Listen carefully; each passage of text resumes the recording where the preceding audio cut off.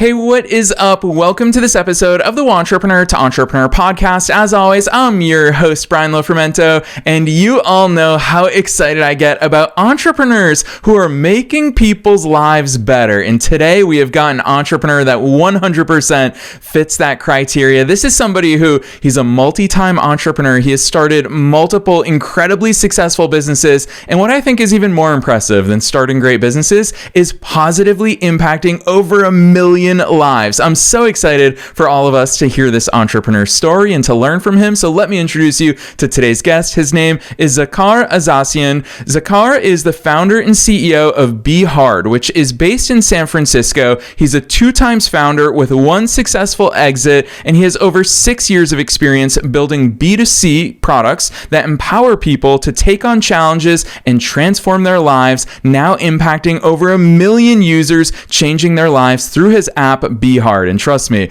what he is doing, we always talk about how success leaves clues. What they have built at BeHard is incredible from a UI perspective, UX perspective, branding perspective, the way that they've structured the app to actually help people. It's super powerful. This is the platform that helps people transform their lifestyle through challenges. With BeHard, people build lasting habits, lose weight, drop bad addictions, and so much more. It's a simple game-like approach that we're going to hear more about. You set clear rules for yourself, you follow them to win. If you break them, you start over. You can join 75 hard, which a lot of people have heard of, 75 medium, 75 soft. There's also other challenges like winter arc, sober October, or you can create your own challenge anytime. So lots of cool things we're going to get into. I'm not going to say anything else. Let's dive straight into my interview with Zakhar Azatian.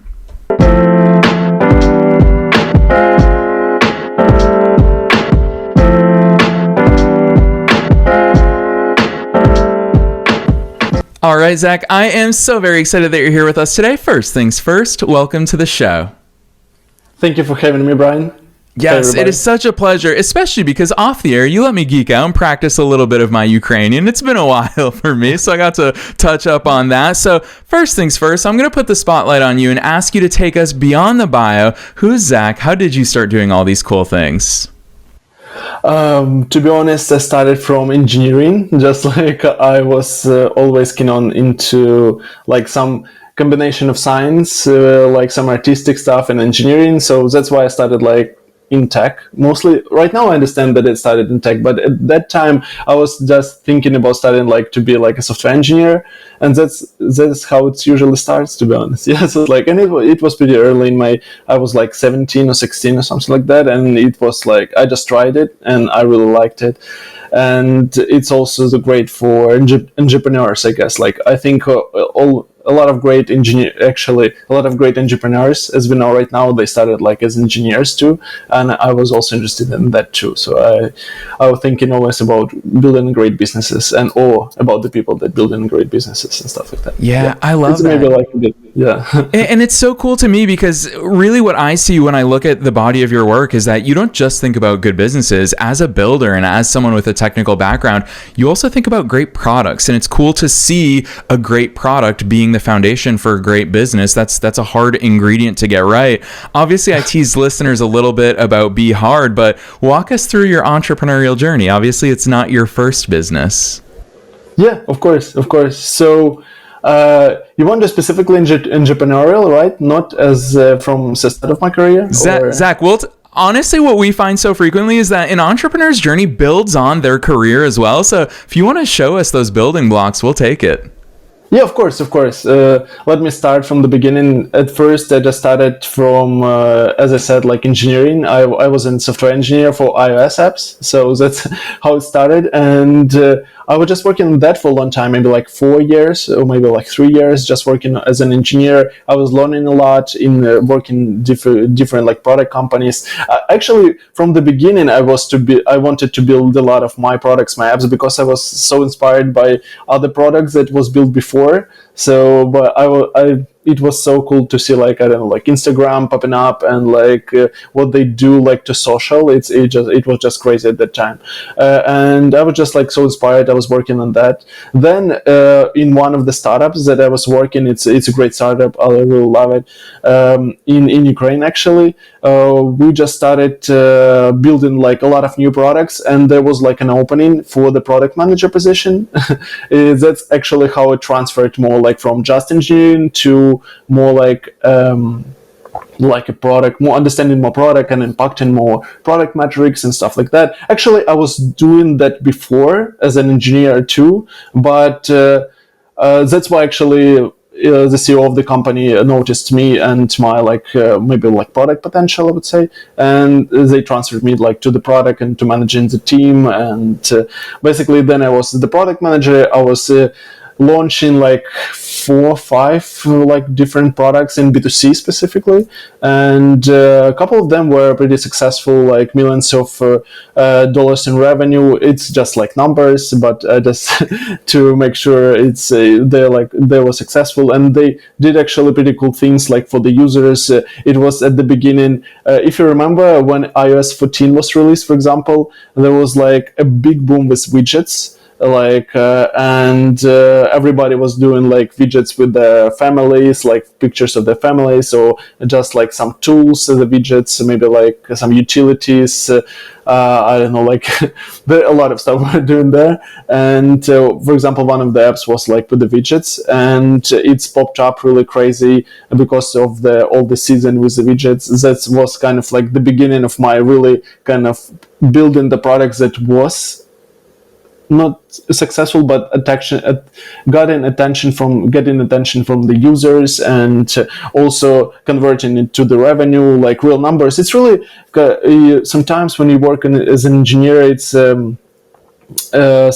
in some companies you don't really sometimes understand your impact, and that's why I get in like those numbers, because when I transferred to this startup and we started building products and you right away see the value, it's actually addicting. I don't know, for me personally, you just like did something and it's impacted. It just like some users writing the great reviews, for example, wow, this product is such a great product, or like I like it so much, and then you see that the number of users is skyrocketing, and maybe like revenue also skyrocketing, and like it just like it's to be addicted, that you understand that specifically you with your team did something to achieve these results. And that's actually how I got hooked like in real to that. And then I started just building products. Then I switched in this company that I worked, there was like an opportunity like to launch totally from zero, like as like different company, like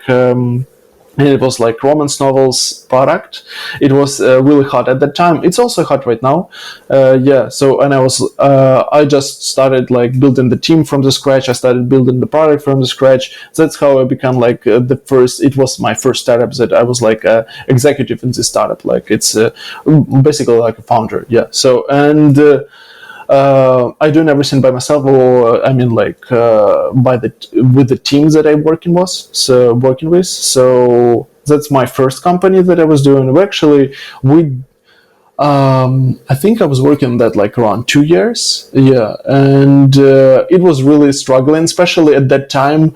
There was a war in Ukraine started that was actually much more difficult. Even just like if the startup life is difficult in itself, and like on top of that there was also a war. There's like it's also was much more difficult, but we got like 2 million of users. Also like a lot of users enjoyed our content. I think it's probably the main value of our product was the content. So, and basically I was working on that, helping these users to basically it's like entertain, help them with entertainment, like of the stories and stuff like that. Also we helped like the writers, because we kind of like were like a marketplace between like the writers, just like starting writers that don't have like a lot of audience, but they have like as a hobby, they're writing the books, and like from other side is like users that always looking for the new books to read. So we basically just connected them, and we're basically helping people to get entertained by the reading books, which is great. And the other thing, we helped also writers to help to find their first audience. That was my first company, but then I decided I want to move to a different country and maybe do a bit more impactful things, like helping people. Entertainment is great, but it's not really as impactful. For example, like, I don't know, like building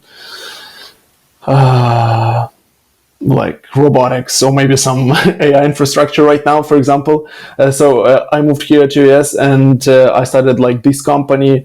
My idea was that I need to start maybe like from something that I actually have experience with, helping people. So I know B2C the best, and I know how to do it, and let's try to find something that is really impactful to people. And that's how I come to this idea of like product with challenges, and helping people with like these challenges to change their lifestyle. And I think like in my career at all, it's probably the most impactful product that I built from all the products, because there are some like entertainment utilities kind of, but this product is really helps people. We got it like from reviews, not like just from somewhere, but like we always interviewing with our users, and we just see how people just change their lives basically. And maybe it's I don't know, too big a word, change lives, but like it's some users saying that. And I'm really happy for that. That we, for example, someone lost a lot of weight, someone changed their diet, or maybe someone was after the operation, like some medical operation, and they needed to some extra accountability to get past after this operation and stuff like that. And basically, we're helping with a lot of this stuff. Yeah, I think probably it's like an intro. Yeah. No, I really appreciate that overview, Zach, because something really stands out to me about the way that you talk about these things. And I know that you're hesitant to use those numbers. I will humble brag for you about those numbers, because you're right. It is a measure of impact, because how many great products have been created and then they never entered the world, and they never made a difference in anybody's life. And so I think that those numbers really show that validation, the fact that you are making a difference in the world. But what really stands out to me about those numbers, Zach, is that building the product is not enough. There are so many incredible products out there. Combining it with the marketing, combining it with the branding, combining it with UI, UX. There's so many ingredients that go into turning a product into a business that actually makes a difference. You've got to talk to us about where you got that from, because a lot of people will hear your technical background and think, gosh, who's doing all the other stuff? Who's getting that market penetration? Because that's just as important as having an amazing product. So talk to us about that side of the coin too. Yeah, of course. So as you said, building product is not enough. Sometimes maybe it could be enough if you build something like incredible, for example, like ChatGPT, right? So if you build something incredible, ChatGPT, you just need maybe like initial push, and then it goes like skyrocketed, because it's such a innovation that it's hard to stop it, and it scales really easily. So it's like, it's great, but it's like such a rare case, like with just like scaling as a product. It's just like it's crazy how rare it is right now, especially like in like B2C markets, because market is so oversaturated with products and everybody trying to get the attention of social media and all of that stuff. It's really hard to get to users, directly to users. Okay, you can get to maybe like you can share it with your friends, with your social media, but it's still not enough. Even if you get like 50 users, for example, like 100, in terms of your network, it could be a lot. But in terms of a product, it's like nothing basically. So, but it's a good start. I don't want to. It's a good start, but you need like much more to test your hypothesis in the product, in the market, and stuff like that, to understand basically what your users need. Yeah, but basically to get the attention of the users, you basically need to do marketing. That's the main keyword. It's like marketing, and there, like from the marketing, there's like a tree that how can you get like these users, and there's like. Let's go with maybe like main branches like of the marketing right now in B2C. Let's start with B2C, because B2B it's usually sales, and it's a different story. with B2C, you have like some organic marketing usually. For example, if you and your person in your team, for example, that doing marketing or whatever. So you just try to post something on TikTok or maybe like Instagram, Twitter, whatever. So any social media or LinkedIn, where you think your audience is, and you're trying to grab this attention by posting your content that you're actually creating or maybe like generating right now with AI, whatever. So it's like basically it's like organic marketing that you try and attract. Also, I would say that it could be in this branch you can also add like SEO, for example, for the Google, or ASO, for example, for the App Store, and for example all these stores too. It's also kind of like organic marketing, but it's a little different. Let's go to another branch, is basically SEO and like ASO. So it's also what other branch that you basically optimize like these search engines to work with your product and, for example, suggest your product to your competitors and stuff like that. Then there's the other one is influencer marketing. Usually it's also a big one. Basically you partner, or not specifically partner, you work with influencers to produce some content to the audience that they already have, or maybe like the new audience, but like because the content is so great, usually because they have already some audience, they get a lot of views, for example. It's not how usually it goes, but if you do everything right and like iterate enough, you can get a lot of views and installs, but like usually it's pretty hard. So you partner with influencers and they post videos like about your product to their audience. For example, it's like influencer marketing, and the other one is like paid marketing. Sometimes they call it also performance marketing, like we day-to-day call it performance marketing. When you have like, for example, meta ads, and you have like videos, maybe some static images that you pay Meta to to show their users on their, for example, like feed or maybe like reels, and for the TikTok it's like in the videos, and you basically pay Meta to show your content, and there is this like branch of performance marketing. It's really scalable, but it's really difficult to do usually because you paying, and usually it's not like small amount to pay, so you need first capital, and then you need also to know how to do it and how to measure it, how successful is this, because okay, you can spend like even $10,000, but you will get some users, but not 100% they will pay. So, and you basically just spend $10,000 and that's it. So basically, I just want to stop here, for example, before we go in somewhere deeper. So marketing, and then you have like organic marketing, like some SEO, SEO. Then you have influencer marketing and performance marketing as a paid ads. So basically, that's how you get attention to the B2C right now.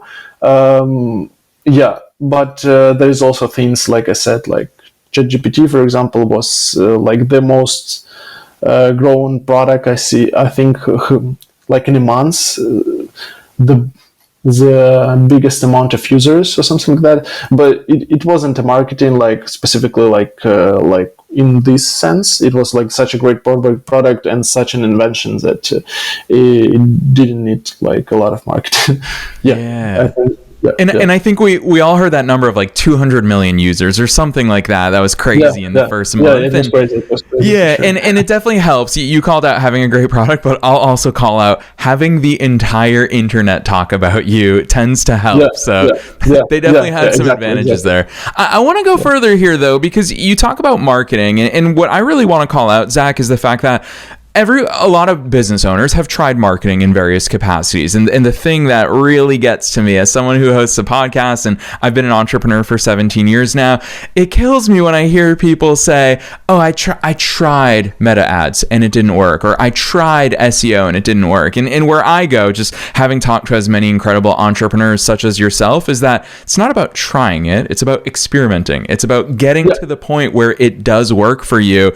Zach, a lot of people, we're going to drop the links at the end of today's episode, they're going to go to BeHard and they're going to download the app, and they're going to see that you've done so many things right. Your UI, your UX, your branding, everything is so incredible. It's clear to me how much you think about your users, and they're going to be like, well, of course it works for Zach. I mean, the product is amazing, but obviously behind the scenes, you're always experimenting as well, not just in your marketing, but in your messaging, in your branding, in your UI, UX, in your actual product itself. Talk to us about that experimental mindset, because it seems to me like you enjoy this stuff. Like you love building and just trying things.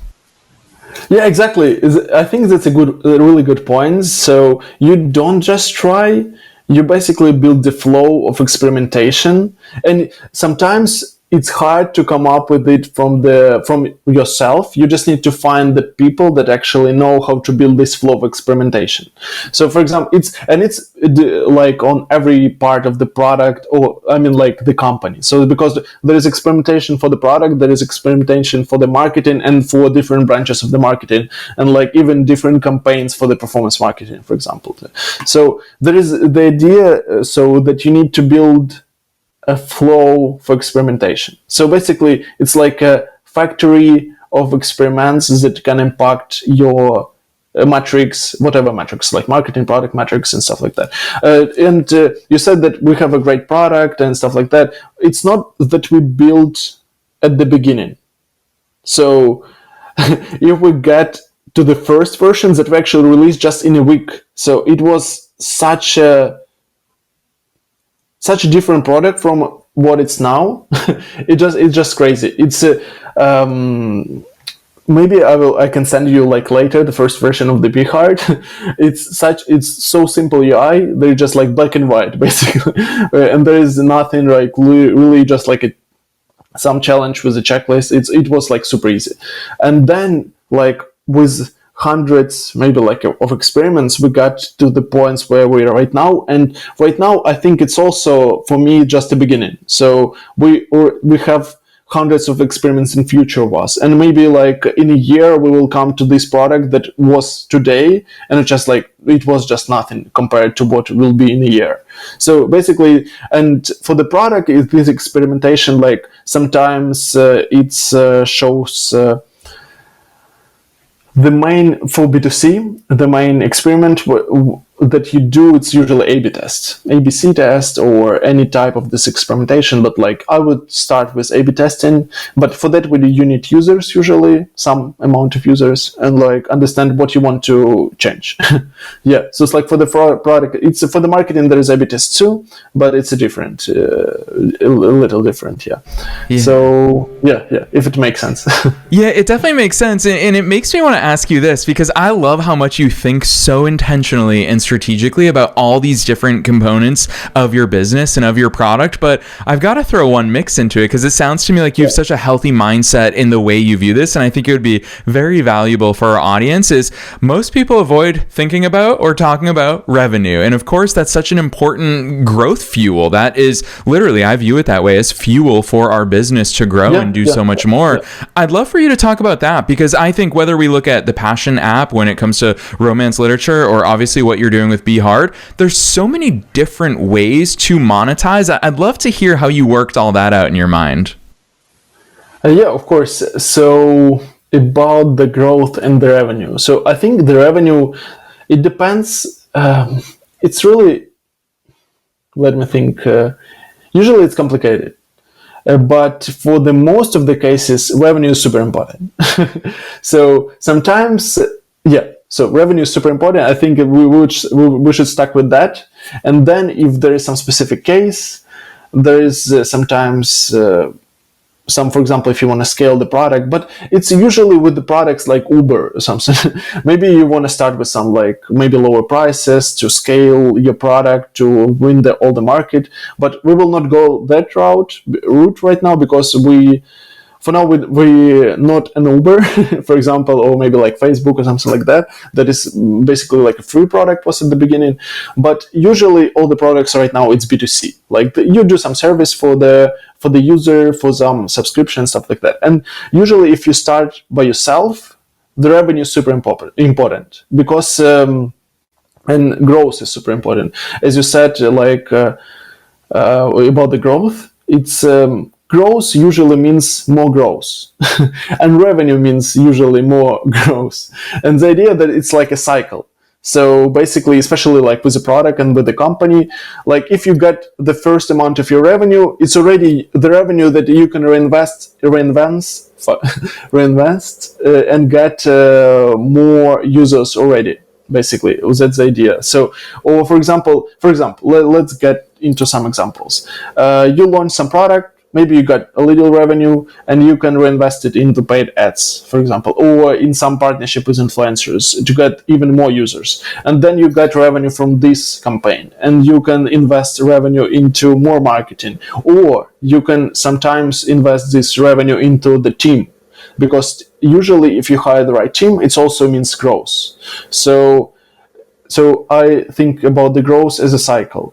Usually more growth, even always end up into more growth, but through the other ways. So for example, is it the team that you talent usually? So basically you can attract more talent, or is it paid marketing or any marketing that you can do, or it's maybe something that you can invest into, for example, like some infrastructure like ChatGPT credits you can buy that then you can improve your product and stuff like that. So basically it's like a cycle, I think. Yeah. Yeah, I love the way you articulate that, especially because I think that that's something that we forget is I love, sometimes I hear marketers use the term flywheel, is like once you get it going, it's much easier. And in science, they often talk about the concept of inertia, is that to start pushing the rock is so difficult, but once you get that rock moving, everything becomes so much easier. Yeah. So it's really cool. And also to add on to what you said, when you start getting more users, I'm sure more users bring even more users. And so it's exactly. Really cool. Exactly.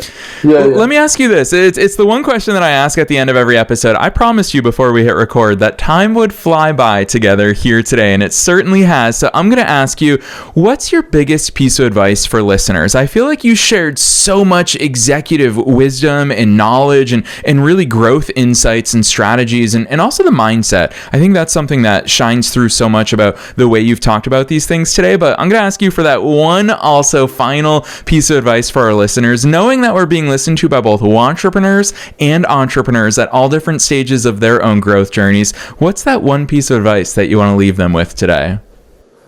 Yeah. Let me think. Sometimes, usually there is a lot of like inspiration advice, I would say.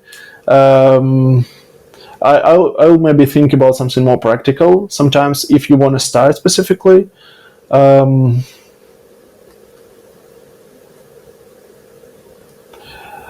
sometimes really hard. One of the really hardest times, as we discussed before, it's like the beginning of the company as you started to get this rock moving.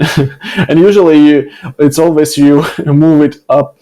Usually you just push it always up, and it's hard. And the beginning is super hard to do that, to get, for example, first users, first revenue, and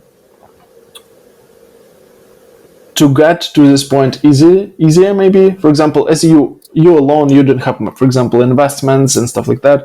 I would say one thing is think about not maybe starting like a lot of entrepreneurs and like ambitious people, they want to think about the products that will change the world, right? So it's like it's and I have this tendency too. And you think about how your product would be help everybody in this planet and stuff like that. But it's really hard to build a product for someone when you build it for everybody. So the idea that I would say that it's sometimes start with something niche. And it really helps you to start, and then you expand your vision and your product into bigger product and bigger audience. Because it's usually much easier to start with something niche and then expand than you start with something so much big that you don't know how to start it, how to build it, how to market it, and where to even start. And the other things, maybe like points into that, is that it's also, let me think,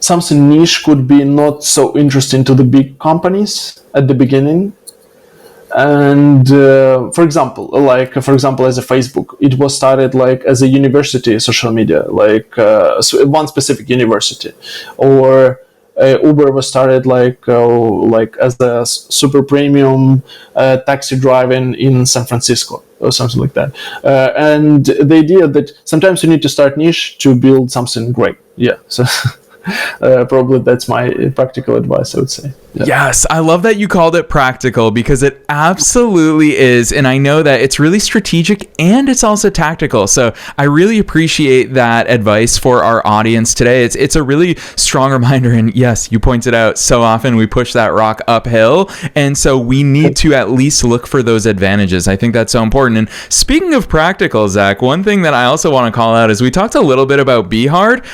On your website, I see so much messaging about, losing weight or stopping bad habits and all of that. Yeah. Part of me is thinking, for entrepreneurs who want to challenge themselves to work on their business every single day and to challenge themselves in that way, BeHard is also very practical for entrepreneurs on top of all the other things. So with that in mind, I'm very excited for listeners to actually see BeHard in action, because hearing us talk about it, that's one thing, but seeing it in action is so much more powerful. So for listeners who want to check out all the cool things that you're putting into the world, drop those links on us. Where should listeners go from here? Just like go to BeHard.co. It's just like our website, and then you can go to the App Store or Play Market to get our app. So it's super easy, actually. Yes, and we're making it as easy as possible for all of you listeners. We are putting that link directly down below in the show notes, no matter where it is that you're tuning into today's episode. Everyone's listening to podcasts these days and all sorts of websites and podcast directories, but no worries, we're dropping that link directly in the show notes. So, Zakhar, on behalf of myself and all the listeners worldwide, дуже дякую. Thank you so much for coming on the show today. Thank you so much for having me. It was a pleasure to talking with you. Yeah.